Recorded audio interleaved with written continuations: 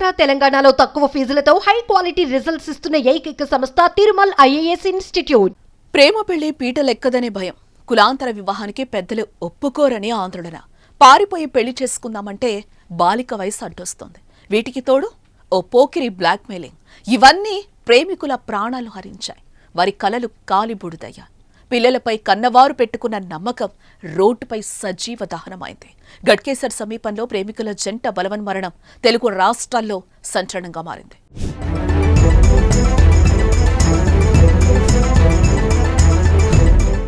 మేడ్చల్ జిల్లా Ghatkesar police station పరిధిలో ఓ రోడ్డుపై కారులో సోమవారం సాయంత్రం మంటలెగసిపడ్డాయి. ఈ ప్రమాదంలో 2 చనిపోయారు. అంతా ప్రమాదవశాత్తు జరిగింది అనుకున్నారు. కానీ అది ప్రమాదం కాదు, బలవన్మరణమని తెలిసాక ఒక్కసారిగా ఉలిక్కిపడ్డారు.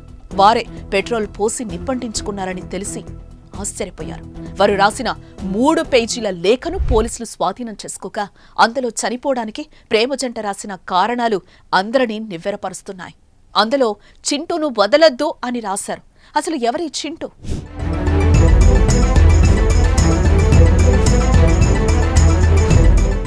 యాదాద్రి భువనగిరి జిల్లా పోచంపల్లి మండలం పిల్లాయిపల్లికి చెందిన పర్వతం ఆంజనేయులు కుటుంబం 20 ఏళ్ల క్రితం అదే జిల్లా బీబీనగర్ మండలం జమిలాపేటకు వచ్చి నివాసం ఉంటోంది.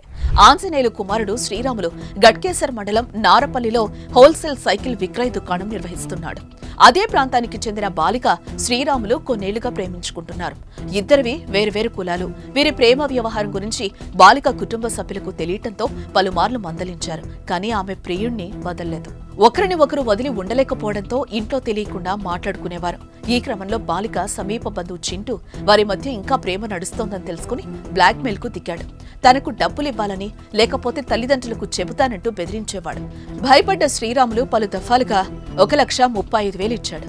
మరింత డబ్బివ్వాలంటూ ఒత్తిడి పెరగడంతో ఇటు కులాలు వేరు కావడంతో పెద్దలు అంగీకరించారనే ఆందోళనతో చావే శరణ్యమనుకున్నారు. సోమవారం మేడిపల్లిలోని ఓ సెల్ఫ్ డ్రైవ్ సంస్థ నుంచి శ్రీరాములు కారు అద్దెకు తీసుకున్నాడు. దానిలో బాలికను ఎక్కించుకుని ఇద్దరూ కలిసి కారులో ఘట్కేసర్ ఠాణా పరిధి ఘన్పూర్లోని ఓఆర్ఆర్ సర్వీస్ రోడ్డు పక్కన కారు ఆపారు. వెంట తెచ్చుకున్న పెట్రోలు మీద పోసుకుని ఒంటికి నిప్పంటించుకున్నారు.